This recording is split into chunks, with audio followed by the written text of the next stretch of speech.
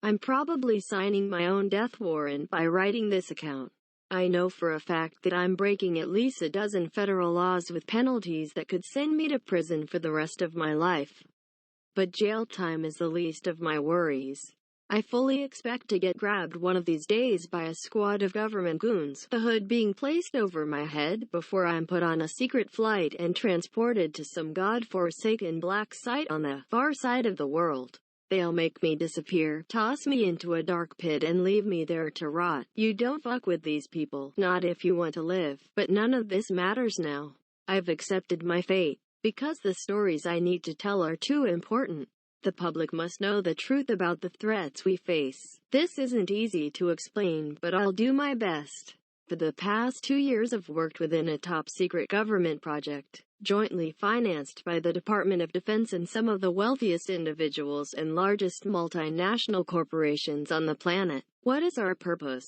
Well, perhaps you've heard of the multiverse theory, that is, the idea of alternate universes which exist in parallel to our own. Well, our scientists have not only proved the existence of multiple universes but have developed the technology to allow human beings to cross over and visit these alternate versions of Earth. I'm not going to give away many details of the technology we use to cross over, or the science behind it. I'm avoiding this area for 2 reasons. Firstly, I wish to protect my identity for as long as possible and therefore have no intention of revealing my precise role in the project. Don't get me wrong. I know the government will catch up with me eventually, but I want to keep them guessing for as long as possible, and I need to stay alive long enough to finish my story. Secondly, I don't want to drop any hints to America's enemies that would help them develop their own transdimensional portals. I know for a fact that China and Russia are working on their own TDPs, and they'll probably get there within the next couple of years. But the situation is fucked up enough already, and a multiverse race will only exacerbate the problem. However, it goes without saying that our portal technology took years to develop and cost many billions of dollars, not to mention the human costing casualties. To be fair, the taxpayer hasn't fitted the entire bill, as a vast amount of money has been pumped in by the private sector. On paper this is a scientific mission, but the reality is more complex. The political and business elites look at our world and fear for the future of humanity. With overpopulation, climate change, the threat of war and global pandemics all in the mix, many experts believe our world is doomed and so are looking for an exit strategy. Terraforming Mars isn't considered feasible, nor is sending a generation ship to another star system. So, their plan is to find an alternate version of Earth that's less damaged and fucked up than our own and establish a seed colony upon it. Needless to say, this colony will be populated by the wealthy elite and their offspring, as they leave the rest of us to burn on this slowly dying planet. Pretty fucked up, right? But believe it or not, this isn't why I've decided to sacrifice myself by whistleblowing on this top-secret project. What really gives me nightmares is what I've seen on the other side, the terrifying alternate worlds and the monsters which inhabit them. These evil and ruthless civilizations are technologically advanced and so surely capable of building their own TDPs. Now that we've unwittingly revealed that it's possible to travel across the multiverse, my worst fear is that these monsters will cross over to our world, unleashing hell and fury upon us. This brings me to the story of my first mission, our visit to Earth 217, a hellish dystopian world which I was lucky to survive. Before I get to this, however, it's worth explaining a bit more about the process of transdimensional travel. Again, I'm not going to reveal any technical details, but I can explain a few things. You might imagine a transdimensional portal as something like a whirlpool or a black hole. This is the way such portals are often portrayed on TV and in films. The reality is somewhat different. However, the best way I can describe the portal is a fluid membrane, a window to another reality. It's a controlled passageway which allows one to see what's on the other side. An image as clear as looking through a pane of thin glass. When you pass through the membrane, it's like immersing yourself in water. For a few seconds you can't breathe and everything goes dark.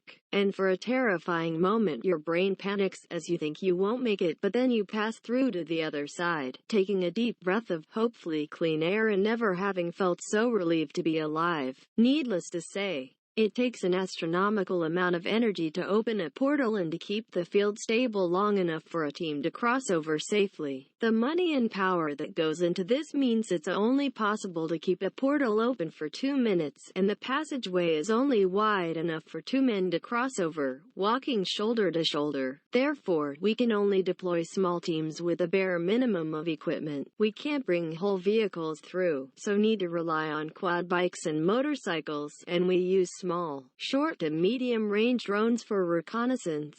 The initial crossing is a tight and well-organized procedure, but the return trip is often frantic and chaotic. The survey teams aren't able to open a TDP from their end. This must be done from the research facility back on our Earth. The timeline is tightly coordinated, with the portal being reopened exactly 24 hours after the initial crossing. Any members of the team who don't make it back to the rendezvous point in time are going to be stuck on the other side indefinitely and will need to deal with whatever threats they encounter without assistance. Now, the return shouldn't be a problem if the team has a clear run on the other side, but if they've run into trouble, well, that's a different story. It's worth pointing out that the majority of the worlds we've discovered and visited aren't so different from our own. There might be a few historical divergences, but basically you have societies not dissimilar to Earth 1. These worlds are written off as unviable. However, they have the same problems as us: overpopulation, pollution, the threats of an extinction-level event, and so on. Basically, they're not what our wealthy benefactors are looking for, as they aren't suitable for colonization. Nevertheless, the trips over to these worlds are generally straightforward and risk-free. It's the minority of missions that prove problematic. Now, it goes without saying that we don't send men and women across until we check out the conditions on the other side. As a first step, we send across a robot similar to the Mars rover, designed to test soil samples and oxygen levels, checking the atmosphere for toxins and background radiation. The latter could indicate that a nuclear war has occurred at some point in the planet's recent history.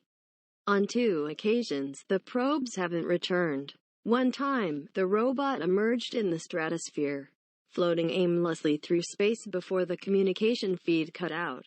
Our theory is that in this universe, the Earth itself had been destroyed and broken up into debris. On another mission, the robot discovered a dead planet without any signs of life and no evidence that it had ever existed. The temperature was so high that the robot burned up within a minute, and the mission was abandoned. Most times, however, the probe will send back its data for analysis, and our people will assess that it's safe to send in a survey team. Things become interesting when we discover a world very different to our own. The most viable world we've visited is one where Homo sapiens went extinct before the last ice age, and instead Neanderthals have evolved to become the dominant species. However, this Neanderthal civilization hasn't developed at the same rate as ours. They never reached the Industrial Revolution and are instead living in a medieval world, a primitive, agrarian society with a relatively small global population. This version of Earth is actually considered the most viable for colonization by the folk running our operation. However, there's a moral debate within the project's leadership, as it's widely accepted that any human colony will likely result in the genocide of the native Neanderthal population. I suspect this argument won't hold sway in the long run. Millions of natives were wiped out during the colonization of the Americas after all. But of course, this all depends on us surviving long enough to make this happen. Which brings me back to my first story, the mission to Earth 217. It's difficult to describe my emotions on that morning, as I stood in line with my pack and equipment strapped to my back. Dressed in combat fatigues and full-body armor, I'd been through extensive training and preparation prior to this, my first mission and first time entering a TDP, but nothing fully prepares you. I stood on the metal gangway along with 8 other men and women, each ready to push forward either a box full of equipment or a bike, all fixed up to a rail to allow quick access to the TDP. The portal wasn't open yet, but we knew we'd need to move quickly whenever it did, and the entire team had worked together through training to ensure we could complete our crossing within the tight 2-minute window. Our team leader stood at the bottom of the gangway, close to the vast array of powerful equipment which would be used to open the TDP in just a few short minutes. I'm not going to name the man, nor will I identify anyone involved in the project. Instead, I will use aliases. Many of these people are still alive and working on the project. Others have died, often under horrific circumstances during missions. Their families have been told fake accounts of how their loved ones died, and given the terrible truth, I believe it's better they continue to believe these lies. Sometimes the truth is too hard. Our team leader on that mission was an ex-military officer, and for the purposes of this account I'll refer to him as Custer. I'll never forget the way Custer looked on that morning and the words he spoke in the last moments before our crossing. The well-built, battle-hardened veteran seemed to exert total confidence as he shouted to be heard over the increasing volume of equipment and machinery coming to life. "Listen up, ladies and gents," he bellowed.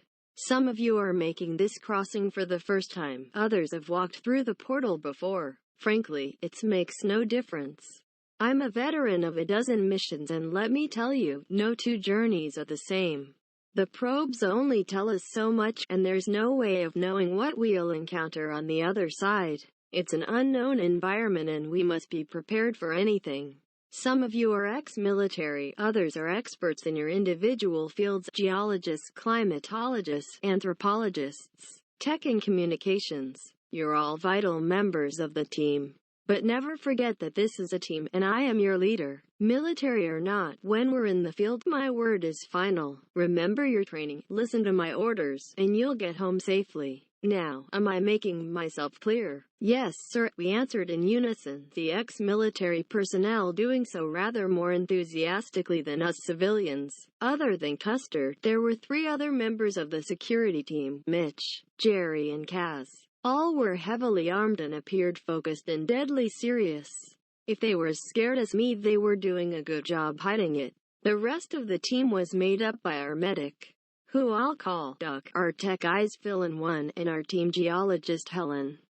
It was a damn good team, and we'd spent weeks in intense training and preparation for this mission, forming a close bond with each other in the process.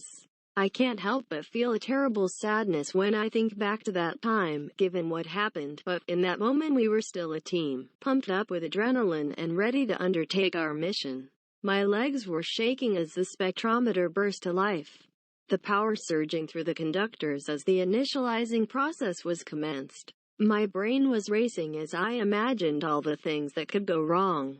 Would today be the day that the stabilizing field failed and the whole facility was blown to kingdom come? Or perhaps the entire team would fall into limbo, lost in the nothingness between the 2 universes.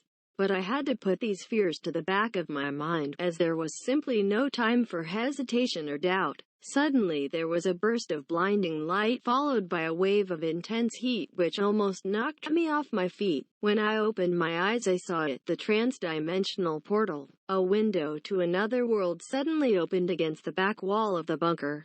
I stood there awestruck for a moment, staring at the incredible scene before me. Perhaps part of me still hadn't believed a TDP was possible, and my brain couldn't come to terms with it, but I was soon awoken from my trance by Custer's barked orders.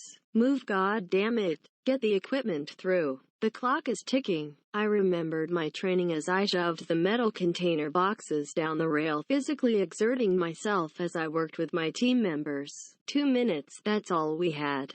I didn't think we'd make it, but Custer knew what he was doing. Container boxes and vehicles went down the rail and through the portal, followed by people, human beings disappearing into a fluid membrane, temporarily ceasing to exist in any universe until they suddenly emerged in an alternate reality. I hesitated for a brief second before it was my turn to cross, only to feel a firm hand on my back physically pushing me forward. I literally fell through the membrane, my brain racing in panic as all the air left my lungs. For a terrifying moment I knew nothing but darkness and non-existence that is almost impossible to explain to anyone who hasn't experienced it. But thank God, it only lasted for a moment. My limp body spilled out on the other side of the portal, hitting the ground hard as the bile rose up my throat and I vomited all over the grass. My head throbbed and my whole body shook as I struggled to breathe and I adjusted my eyes to my new environment. A moment later, someone pulled me up to my feet, and I was amazed that I could stand without support. I glanced back just in time to see the portal vanish into thin air. It was too late to turn back. We were over here in this alternate universe and entirely reliant on our colleagues back on Earth 1 to bring us home. If anything went wrong over there, we'd be trapped here forever. A terrifying prospect, but I couldn't think about it in that moment. I needed to focus on the mission. Welcome to Earth 217, ladies and gents. Custer boomed. People around me were already jumping into action, our security people setting up a defensive perimeter while our tech guys recovered and set up their equipment, checking that nothing had been damaged during our crossing. I examined my surroundings, finding myself standing on top of a small grassy hill. The sky above was blue, with only a few specks of white cloud to be seen, and the morning sun shone brightly on the eastern horizon. All this was a good sign, as was the fact that I was breathing clean air. "Not bad, huh?" came a voice from behind me. I turned around to see Helen, our team's geologist, an attractive and intelligent woman in her late 20s. Helen was one of my closest friends during our training. "Looks good," I agreed, without committing to much. "Could be our Goldilocks world," Helen added, "but we still have tests to run." "Air quality is all good," said one of our tech guys as he typed into his laptop. "Let's get the transmitter set up. Then we'll send the drone for a spin." There are a couple of things I should clarify about our insertion point before I continue this account. Our research facility was purpose-built for this project and intentionally located in an isolated and sparsely populated corner of the continental U.S.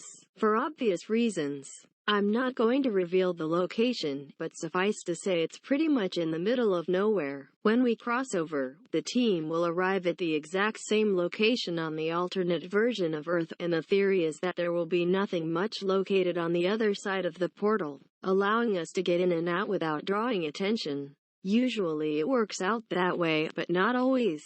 We use small remotely controlled drones to survey the surrounding area, most of which is empty countryside. However, on our Earth there is a small town located about 10 kilometers from the insertion site, and often the town will also exist in the alternate worlds we visit, although not always in the manner we'd expect. However, another and safer way of finding out about the civilization is simply to set up a transmitter and receive any indigenous radio signals or television broadcasts in the vicinity. We've learned almost everything we need to know about numerous alternate worlds by using this simple method. For the next few hours we got to work patrolling the perimeter, taking soil samples, and collating and analyzing data. The initial survey did bring up much of concern. If anything, the air was cleaner and less polluted than back home. My job, for what it's worth, was to analyze the drone footage and broadcasts to make an assessment on what type of civilization we were dealing with, and what I found did raise a few red flags. We sat down after lunch to provide our intelligence briefing to Custer, sitting cross-legged in a circle as our leader stood over us. I'll confess that I found his stern gaze and authoritative voice rather intimidating, especially in this alien and unknown world. "What have you got for me?" he asked, or rather demanded. I gulped before replying. "Well, sir, the drone has brought back footage of the surrounding area, and we found no signs of life. The town exists in this world, but it appears to be uninhabited, and the evidence suggests it's been so for quite some time. The buildings are crumbling, and whatever vehicles we can see are rusted wrecks. Most of the roads in the area are nothing more than dirt tracks. The road to the north looks like it's been paved in the recent past, but clearly it's not a busy throughway. We've not seen any human beings, although that's not to say there's nobody around. What about the airwaves? Custer interjected impatiently. Well, that's been more difficult to interpret, I replied sheepishly, realizing from Custer's hard glare that he'd surely want more. What we've heard and seen can largely be regarded as propaganda, military parades, political rallies, government-sanctioned information broadcasts. Not much in the way of cultural diversity. So, what does this mean? Custer interrupted. Clearly, he was losing his patience. I nervously shrugged my shoulders before answering. I can't fully commit myself without additional data, but my guess would be some kind of dictatorship or totalitarian regime. Great. Goddamn commie world, quipped Phil, one of our technicians. His joke earned him a few snickers from the assembled team members, but a hard glare and harsh words from our leader. Shut your damn mouth, Custer shot back. The former military officer stood still for a moment, staring off into the distance as he engaged in quiet contemplation. After a tense delay, he opened his mouth to speak, delivering his orders concisely and with confidence. We're going in, he commanded. I temporarily forgot myself, calling them out in shock. Are you sure about this, sir? What about the protocol? Damn the protocol, Custer shot back angrily. I'm the leader over here, and what I say goes. We must gather more data. Isn't that what you said? I nodded my head in reluctant agreement. Well, so it's settled. We'll take a 4-man team down to the old town, see if it's really as abandoned as it looks. I'll lead the team. He pointed directly at me. You'll ride with me. Kaz and the doc will be our backup. We move out in 10. Get your shit together, people. I experienced a moment of intense dread in that moment. I didn't want to go on this mission but knew I had no choice. But of course I had no idea of what lay ahead. It was almost dusk by the time we reached the seemingly abandoned town. We drove to the location on 2 quad bikes doubled up. I rode with Custer while Kaz and the doc had the second bike. Kaz was a tough ex-Marine in her mid-30s, a strong woman who'd spent her life needing to prove herself in a male-dominated environment. The doc was our team's medical attendant. He was an odd man with peculiar obsessions. As I recall, he'd never really bonded with the rest of the team during our training, and we all regarded him with a degree of suspicion. I got the distinct feeling that Kaz wasn't happy about riding alongside the doc, but she didn't question her orders. To this day I still don't know why Custer ordered the reconnaissance mission, especially given the risks and unknowns involved. I can only assume he was acting on orders from higher up. The town itself could be described as anywhere USA, small, out of the way, and unremarkable. When we descended from the hills and drove through the main street, we confirmed what the drone footage had already told us. This was a ghost town of crumbling buildings, smashed storefronts with faded signs, and rusty old automobiles which looked like throwbacks from the 1950s. Obviously, the settlement had been abandoned decades ago. But why? There were no toxins in the air, no background radiation. It was as if the entire population had just upped and left one day for no apparent reason. At first glance there were no signs of life. Nevertheless, I felt incredibly uneasy as we drove down that debris-strewn main street. The hair stood up on the back of my neck as I got the distinct feeling we were being watched. Suddenly I saw a flurry of movement out of the corner of my eye, turning to see a dark figure disappearing behind the smashed-up wreck of a truck. "Did you see that?" I whispered in a panic. "Keep calm," Custer answered in an authoritative tone. He put his foot down on the accelerator, but a few yards down the road we hit an invisible wall, as all of our tires were pierced simultaneously, bringing our quad bike to a sudden halt. "Fuck," Custer swore. "They have spiked the road." In an instant, he jumped off the bike and pulled his assault rifle from his shoulder. And a moment later he dragged me from my pillion seat, pulling me down to the ground as we took cover behind the now immobile quad bike. Custer shouted for back to the second bike, which was yet to hit the spike trap. "Stop," he cried. "Ambush." "Get down," Kaz responded in an instant, bringing her vehicle to a halt before descending with her rifle at the ready. The doc kept his head up, scanning the horizon with curiosity until Kaz pulled him back.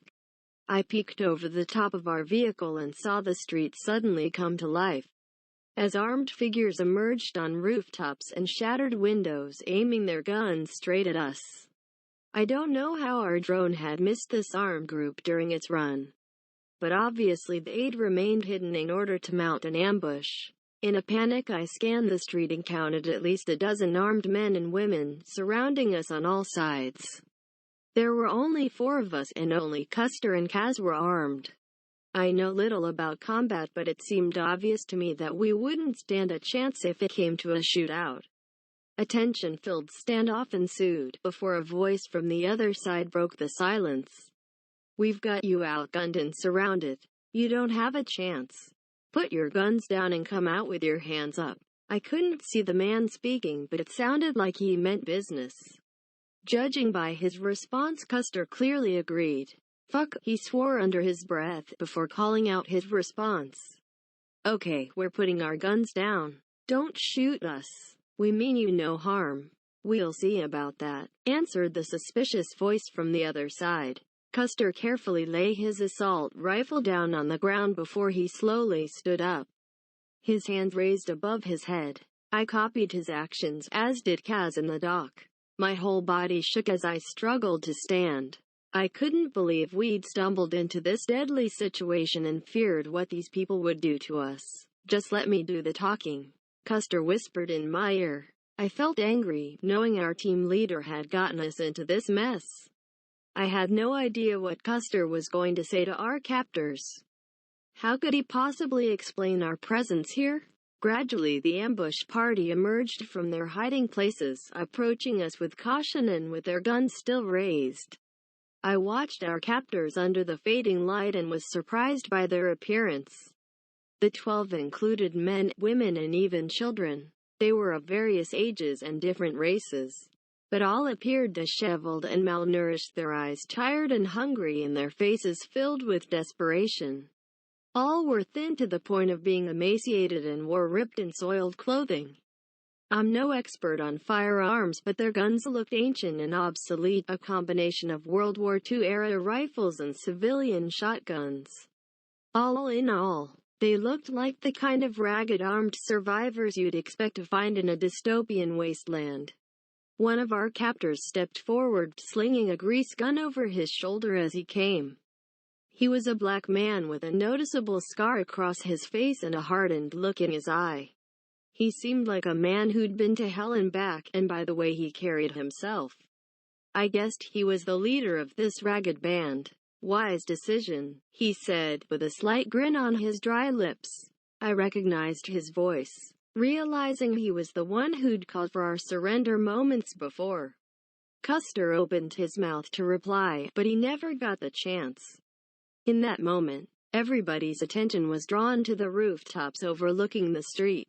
I heard a low animalistic growl which chilled me to my bones, looking up to see what I can only describe as a living nightmare.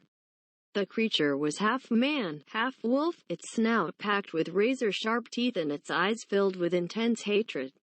I looked on in awestruck terror as the beast stood up on 2 feet, revealing claws as sharp as steak knives, and then it opened its horrible maw, unleashing a god-awful howl that drowned out every other sound.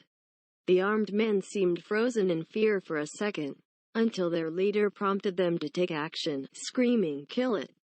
Suddenly, the air was filled with bullets, the din of gunfire almost deafening. The beast should have been hit, but it moved so fast, leaping from the rooftop and pouncing on the nearest rebel, ripping his throat out in a mere second, and spilling his blood all across the street. Somebody screamed before the gunfire commenced once again, but the beast seemed immune to the bullets as it poured down the street, hitting one rebel after another, tearing them to shreds with its teeth and claws before they could react. I heard the blood-curdling screams and saw the blur of bloody violence, as bodies were ripped apart and viscera was spattered all over the tarmac. Custer shook me out of my shock-induced trance, grabbing me and screaming, "Get behind me!" He picked up his M4 carbine and made it ready to fire. No one from the other side tried to stop him, they were too busy dying. By now, the beast was ripping the head off its sixth victim. Custer advanced upon it, firing on full automatic as he moved. At least one of his bullets hit the mark, causing the monster to howl in pain. But the round didn't even slow it down. Suddenly the beast turned its attentions to Custer, who was desperately trying to load a new magazine into his M4. The beast jumped him before he had the chance, slashing Custer's chest with its claws. Custer screamed as he fell backwards, and the beast bit deep into its victim's shoulder. I was sure he was done for. But just then, the gunfire started back up again, as a burst of rounds struck the monster and forced it back, releasing its deadly grip upon Custer. I looked up to see Kaz advancing, firing short bursts from her M4. The beast was hit again and again, but the bastard would die. Kaz didn't miss a beat. However, she kept pumping bullets into her target's body until her magazine was empty. And then, she dropped her rifle and drew her sidearm, a 9mm Glock. She kept on shooting without mercy, ignoring the creature's whimpered cries in her determination to end its life. Finally, she stood over its limp body and emptied the last 5 bullets straight into its head. This coup de grace seemed to do the trick, as finally the beast stopped moving, its life force extinguished. Slowly, the survivors emerged from their hiding places to survey the carnage left behind after the savage attack, a lightning assault and battle that had lasted less than 2 minutes. Kaz and I ran to Custer's side, quickly establishing that he was still alive despite his horrific injuries. I looked on in horror at the deep wounds to his chest and shoulder. He'd lost a lot of blood and clearly was in considerable pain, groaning in agony as he struggled with every breath. Kaz placed pressure on his shoulder wound to stem the bleeding as she called out, "Doc, where the hell are you? We need your help." I scanned the blood-strewn street for our medical man, finding him leaning over the body of the wolf man, poking at its ribs as if he were conducting a post-mortem. Fascinating. The exoskeleton on this animal is unlike anything that occurs in nature. It's almost as if someone has set out to design the perfect killing machine. I needed to place a firm hand on the doc's shoulder to bring him back to reality. "God damn it, Doc," I exclaimed angrily. "Custer is hurt bad. You need to see to him." The doctor appeared rather annoyed and taken aback, but he complied. "Yes, of course. Let's see what we can do for him." He leaned down beside the wounded officer, shaking his head and tutting as he opened his medical bag. "He's in a bad way," the doc said, as if stating the obvious. "I can bandage up his wounds and give him something for the pain, but most of my supplies are back at the base camp. I'll need to get him back there and stabilize him, otherwise he'll never survive the journey home." Kaz nodded grimly. With Custer incapacitated, she'd taken on the role of team leader, and no one was questioning her. "Okay," she said, "the tires are out on the lead quad bike. The doc needs to take Custer back on the second bike, which means we'll need to stay here." I couldn't believe what I was hearing. "So, we're stuck in this hellhole?" I exclaimed in dismay. "Calm down," Kaz replied. "I'll radio back to base. Get Mitch and Jerry to ride down here on the motorbikes and pick us up. If we ride pillion, we'll get back by sundown, in time for the rendezvous. It's cutting it fine, but we'll make it." I was far from convinced. None of this was part of the original plan, and there were about 1,000,000 things which could go wrong. I knew how tight our window was, and if we were even 5 minutes late arriving back, we'd be trapped here forever. But this wasn't even my biggest concern in that moment. I was far more worried about how we'd survive the night. And what the hell do we do if another one of those monsters shows up? I asked, pointing to the bullet-ridden body of the wolf man. "Then we deal with it," Kaz shot back angrily. "Now, help me with Custer." We gently lifted our leader's broken body and got him onto the back of the quad bike. I watched as the doctor drove the bike out of the ghost town and back into the hills.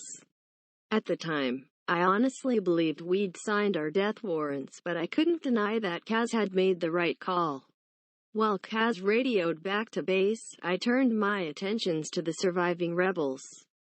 watching as they tended to their fallen comrades.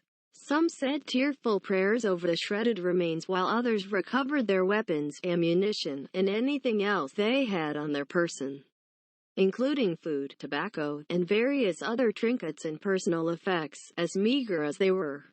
In all, 6 of the dozen rebels had been slaughtered in the beast's lightning assault.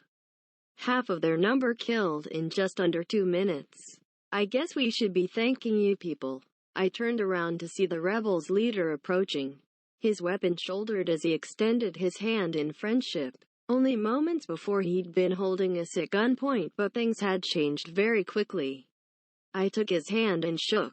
"Wyatt's my name, and these are my people. Well, what's left of them." I introduced myself and expressed my sorrow for his losses. Then I nodded to the dead beast laid out on the roadside. "What the hell was that thing?" I asked incredulously. Wyatt seemed puzzled by the very question. "What do you think it is?" he replied. "Looks like a goddamn werewolf," I quipped, only half joking. "Sure," Wyatt confirmed with a shrug, "but this one's a rogue. A hunting dog which got away from the Aryans. Now they roam the countryside, killing everything that moves." Alarm bells started ringing inside of my head. "Hold up, Aryans? You mean like Nazis?" Wyatt appeared even more puzzled. "Nazis? Yeah, they started off that way, back during the final war. There's something far worse now." "But how can you not know this?" I felt a twinge of panic, realizing I'd given away too much. "We're not from around here," I answered meekly. "Well, that much is obvious," said Wyatt. "You aren't Aryans, that's obvious too. But the guns, equipment, and vehicles you have are far better than anything we've got. You might be from another district, but the Aryans rule the whole world. Hell, they even have bases on the moon and colonies on Mars." I saw Kaz had finished her call and was now listening in on our conversation, shooting me a reproachful look as a warning not to say too much. But I didn't see any way of explaining this to Wyatt, nor did I see any advantage in keeping secrets from him. I took a deep breath before answering. "We come from another world. Or more accurately, another version of this world. Our scientists have worked out a way of crossing from our dimension to the next, and so here we are." I expected Wyatt to laugh in my face, but he didn't. Certainly, the rebel boss appeared shocked by my admission, but he didn't dismiss my explanation out of hand. "I guess when you live in a world run by Nazis and overrun by werewolves, it's going to take a lot to faze you." Wyatt looked thoughtful for a moment before replying. "In your world, does the USA still exist? Is that where you come from?" "Yes," I confirmed, "we're Americans." Those words seemed to bring Wyatt some comfort, to know that his country still existed in some alternate version of Earth. Kaz interjected at this point. "Who are you people anyway?" "The American Resistance."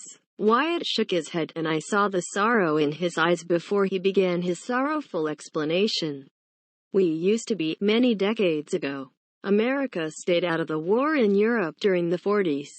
And when the Nazis eventually conquered us, they allied with people who looked like them and brutalized the rest. The same thing happened all across the world. Nations conquered, and populations trampled under their damn jackboots. They enslaved some and slaughtered the rest, first by firing squads, then by gas chambers and mass starvation, and finally by releasing viruses designed to kill non-Aryans. Millions wiped out, whole continents emptied. Now, the Nazis' descendants live in fortified plantations and citadels. They've used their evil science to create their damned master race, and worse." He pointed to the dead werewolf. "Monsters like this? They're the result of their twisted experiments, intelligent and super-strong predators trained to be obedient to their masters." He raised his voice, and the anger and pain were evident in his words. "And us? We're not the resistance anymore. We're goddamn prey. They hunt us down for sport, slaughter us like cattle. All us folk can do now is try to survive. We hide, move from place to place, and fight back when we can. But we're dying out. Year after year our numbers grow smaller." He sighed and lowered his head, tears welling up in his eyes as his surviving comrades gathered around him. His story was horrifying, but I had no doubt he was telling the truth. This world was a place of living nightmares, one of Nazi super soldiers, genetically modified werewolves, and human hunting. I'd never imagined I would visit such a terrible place. But here we were, right in the middle of this I was still trying to come to terms with what Wyatt had told us when Kaz brought the conversation back to business. "What will your people do now?" she asked. "It's too dangerous to travel on foot after dark." Wyatt replied, "We'll need to hold up here until dawn." He pointed down the street. "There's an old church down there. Not much, but it still has 4 walls and a roof. We'll take shelter there tonight. I'd suggest you come with us. It's the safest place to wait for your rescue team."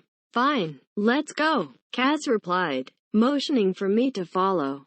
I felt a cold chill as we walked down the tarmac. Somehow, I knew we were in for a hellish night. The old church was predictably erect, but as Wyatt had promised, it still had 4 walls and a roof, which made the place more habitable than most in the ghost town. Wyatt and his team went to work as soon as we took up residence, using discarded pews and various debris to barricade the doors and windows. Clearly, they expected a further attack during the night, whether by Nazis, werewolves, or whatever the hell else was out there. We'd barely survived the last attack, and so I dreaded to imagine what would happen next.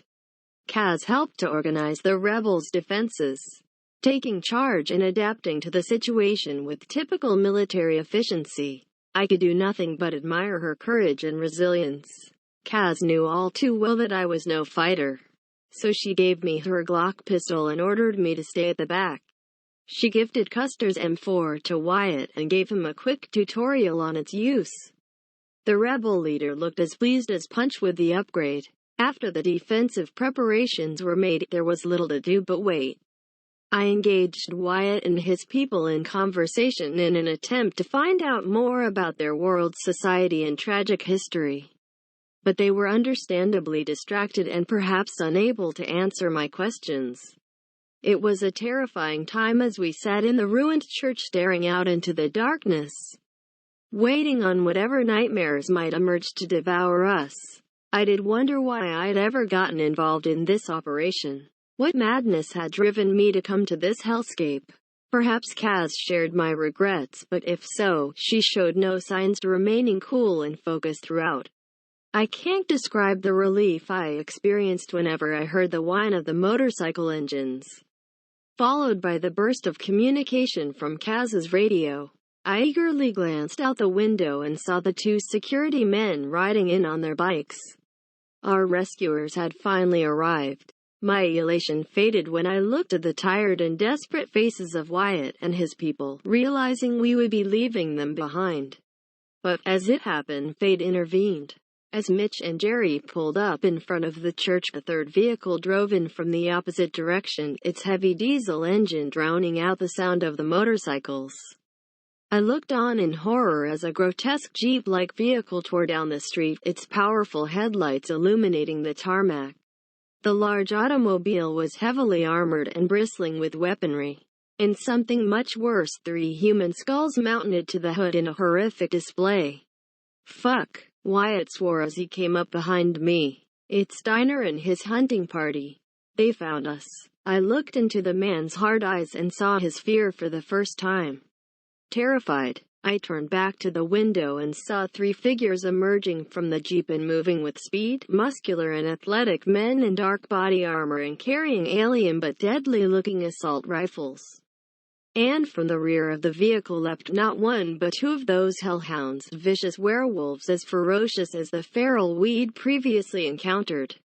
Except these 2 were clearly trained and under the control of the Aryan hunters, obeying their every command. Mitch and Jerry were out in the open, apparently unaware of the immense danger they were in, at least until Kaz shouted them a 1-word warning, "Run." The gunfire started a second later, as the Nazi hunters opened up with their rifles. Mitch and Jerry ran for it while laying down covering fire. They couldn't make it to the church in time, so they took cover in a disused gas station across the street.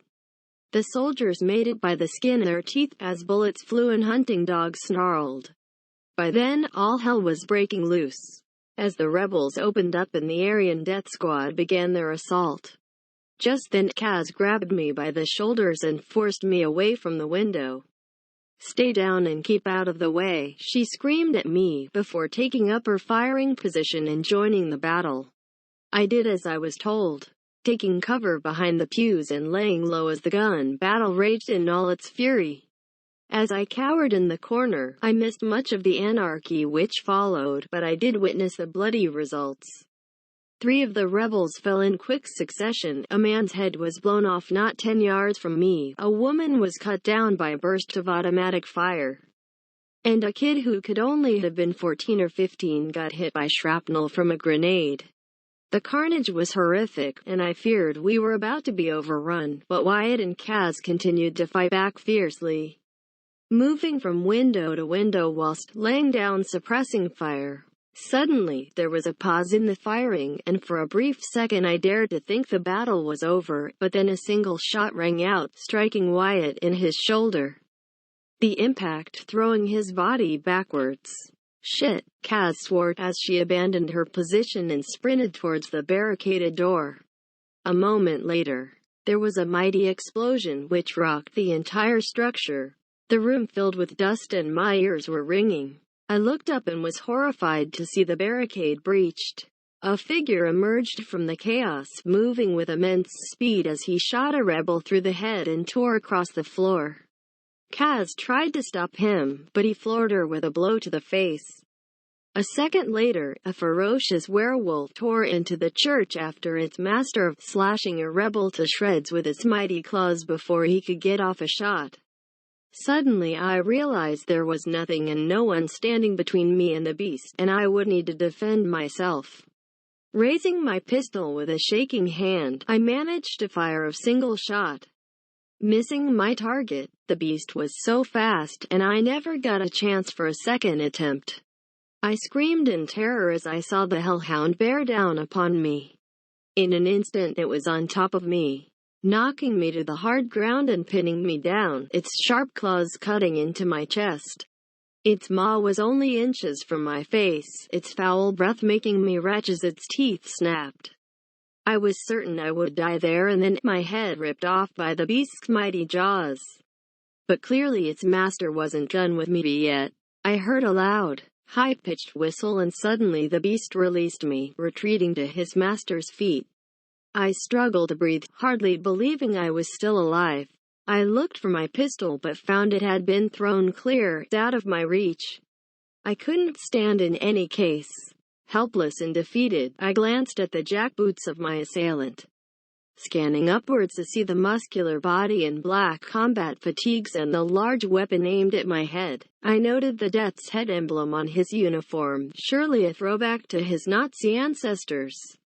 He appeared like you'd expect a pure-blooded Aryan to look, blue-eyed, blonde-haired, and with chiseled Nordic features. But he glared down upon me like a predator would look upon its prey, casting a cruel and sadistic gaze which showed no hint of compassion or capacity for mercy. When he spoke it was in English, but his accent was vaguely European. "You people killed 2 of my men," he said in an accusatory tone. I struggled to reply through my quaking lips, stuttering my words. We didn't come here to kill anyone." I regretted my words as soon as I'd spoken them. But the Nazi surprised me by merely shrugging his shoulders and laughing. "No matter. Those boys were weak. The truth is our race has become soft. It's good to have some worthy adversaries after all these years." He paused, looking me over with contempt as I lay helpless before him. "Although evidently you are no warrior," I spluttered, unable to find the words to respond. The Nazi grunted in disgust. "Cat got your tongue, subhuman? Well, let me introduce myself. I am Commander Steiner, Lead Hunter General of District 23, North America. And you are an intruder in my district. Evidently, you're not one of these wretched bandits. Your equipment and weapons are too sophisticated. So, who in Hitler's name are you?" I kept my mouth shut, knowing all too well the consequences of revealing the truth to this monster. Steiner looked amused by my pitiful show of resistance. Fine. It will be enjoyable forcing the truth from you. I consider myself something of an expert on torture techniques, and I'm always keen to find new subjects for my work. Steiner grinned sadistically as he shouldered his rifle and drew a sharp and long dagger. I shuddered in terror at the sight of the blade, wanting to run but knowing I wouldn't make it far. Steiner's werewolf never took its eyes off me, its fangs dripping with blood and its eyes filled with hatred. Steiner advanced upon me, his eyes focused and his knife at the ready. In my panicked state, I saw movement out of the corner of my eye, a scream of fury from a voice I recognized. To my astonishment, I saw a wounded Wyatt charging across the floor. Screaming like a berserker as he came, I looked to his hand and saw the deadly device he carried, a grenade, with its pin pulled. The werewolf reacted fast to defend its master, but not quickly enough. The beast hit Wyatt, knocking him down, but the grenade detonated a second later, blowing them both to kingdom come. The explosion was so close I was deafened by it, as the blood and guts of the man and beast sprayed all over me in a sickening display. Somehow, I forced myself to my feet, surveying the carnage and gore before me. Wyatt had sacrificed his life to save me, and I could never thank him. I searched for Steiner and saw his motionless and bleeding body laid out on the floor. I struggled through body parts, still in a daze when I spotted a figure approaching at speed. To my relief, I saw it was Kaz, badly bruised but on her feet and still fighting. She grabbed me firmly, shaking me out of my stunned daze. "Come on, we've got to go," she cried. A moment later and we were running out of the church and back onto the street. "Wait here," Kaz commanded, temporarily leaving me on the sidewalk. I looked to the old gas station and saw what remained of Mitch and Jerry, the security men who were meant to rescue us. Jerry lay sprawled across the street, his head almost severed from his neck. Meanwhile, Mitch sat leaning against a wall, his head slumped and his guts torn out, the M4 laying by his side. A dead werewolf, riddled with bullets, lay about 6 yards from him. Evidently, the two men had died fighting the beast. I spared a thought for my fallen comrades before being interrupted. Just then, the hunter's grotesque jeep pulled up alongside me, with Kaz in the driver's seat. "You can't be serious," I exclaimed in disbelief. "You want to ride in that thing? You got a better idea." Kaz shot back angrily. "We need to get back to camp before sunrise. Unless you want to become a permanent resident." She was right again, of course. And so, I jumped into the passenger's seat of the Nazi death mobile and we sped out of the ghost town, leaving the death and carnage behind us. We raced up the hillside at I don't know what speed, tensely watching the clock all the way, and we arrived back at the camp with literally minutes to spare. Just as the morning sun was rising over the hills, Helen and the others looked on in shock and no doubt concern when we approached in our commandeered vehicle. A death jeep decorated with human skulls isn't exactly the type of car anyone's happy to see. "Where the fuck did you get that thing?" Helen exclaimed as Kaz and I jumped out of the jeep. "And what the hell happened to you?" she added in concern, no doubt noting the blood and gore covering me from head to toe. "No time to explain," I answered frantically. "We have to go." "Where are the others?" Helen added in confusion. "Dead," Kaz answered firmly. "What about Custer?" "He's dead too, I'm afraid," answered the doc, as he suddenly emerged to greet us. His injuries were too severe. I was also upset at the news, but there was no time to grieve, as just then there was a burst of light and energy on the hillside, only yards from where we stood. They were reopening the portal from the other side, creating a passageway for our return. I scanned the base camp and saw how the team had already packed up our gear, ready to ship. It was protocol not to leave any equipment behind when we left, but this mission had already gone to shit. Still, I watched with joy as the portal opened, and I thought we were finally safe. But once again I was wrong. I heard at first the ominous drone of rotor blades, and then one of our technicians cried out and pointed. "What the fuck is that?" I looked in that direction, horrified to see an attack helicopter approaching at great speed. It was something akin to an Apache but of a different design, heavily armored and bristling with weapons. A swastika clearly visible on its nose. Jesus, I mouthed. There was no time for anyone to react before the killer aircraft opened up, pumping machine gun bullets into our camp. Phil, our second technician, was caught out in the open, torn to shreds by high-velocity rounds, his body performing a macabre death dance before dropping to the dirt. Juan cried out his friend's name and had to be physically restrained by Kaz in the dock. It's too late. We've got to go. Leave everything. Just get through the portal. We all started running, beating a hasty retreat as the bullets kept flying. One by one, I saw my comrades descend through the portal, the docked one, and then Helen. Kaz waited for me, waving and shouting frantically as I sprinted towards the opening. I don't know why, but I paused at the last moment, turning and looking up at the chopper. I saw the man in the cockpit and was shocked because I recognized him, Steiner. His head was bandaged, but it was definitely him. I would recognize his cold, predatory stare anywhere. To my surprise, he was no longer shooting. Instead, he simply watched, observing our hasty retreat. I froze for a second, but Kaz saved my ass once again, tackling and physically shoving me through the portal entry. We left that vile world in an instant, descending into darkness and limbo before we emerged on the other side, our bodies collapsing onto the metal gangway back at the facility. Close it, Kaz screamed, but there was no need, as a moment later the power shut down, and the link to the other world was broken. I struggled to breathe as I adjusted to my surroundings, my brain not registering that we were really safe. In an instant we were surrounded by security men, medical staff and technicians, all appearing shocked and frightened. And who could blame them? They'd never seen a mission go south this badly. A team of 9 had made the crossing over to Earth 217. Just 24 hours later, only 5 had returned, without any of the weaponry and equipment they'd set out with. The mission had been a total clusterfuck, and I dreaded the inevitable hours and days of debriefing which would surely follow. But that's not what really scared me. I couldn't forget about Steiner, the Aryan commander who'd seen our transdimensional portal firsthand and was now in possession of all our team's equipment. The Nazi fuck would surely report his findings back to his superiors.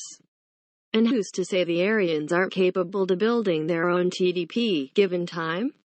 The thought of those monsters crossing over to our world keeps me up at night. Still, I thought Earth 217 was the worst we would ever encounter.